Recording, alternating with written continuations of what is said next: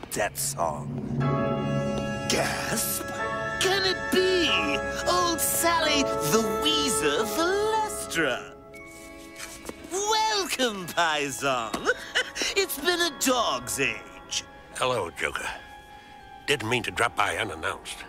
Oh, Salvatore. Why so formal? Mi Casa Nostra es su Casa Nostra. So, what's an old-timer like you want with a two-timer like me? Business. I got... Ooh, business sounds like fun. Come, we'll repair to more comfortable environs. Now hold on to your hat and watch those valuables. It's going to be a bumpy ride.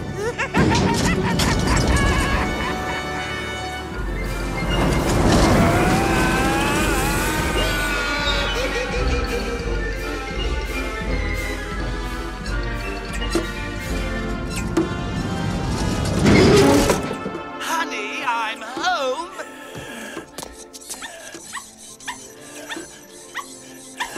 Oh, don't mind my home security system. Down, Rusty. Can't be too careful with all those weirdos around. What? Meatloaf again? Oh, I had it for lunch. Isn't Hazel here a cutie? True, she's a real homebody, but you can't help who you fall in love with. Ooh.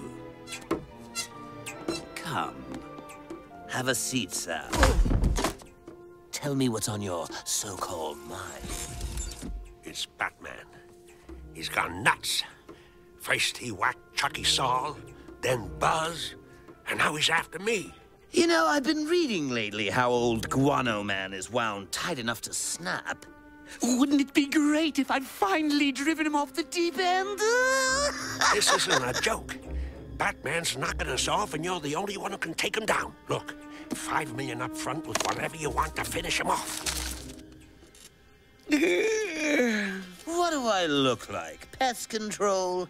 Think, you fool. Once he gets me, how long till he gets you? You know what I'm talking about. Your hands are just as dirty. Dirtier. Don't touch me, old man. I don't know where you've been. Oh, Sal, no one could take a joke like you. Of course I'll help you out. Really? Certainement. No way is anybody gonna hurt my pal Sal. That's it. That's what I want to see. A nice big smile.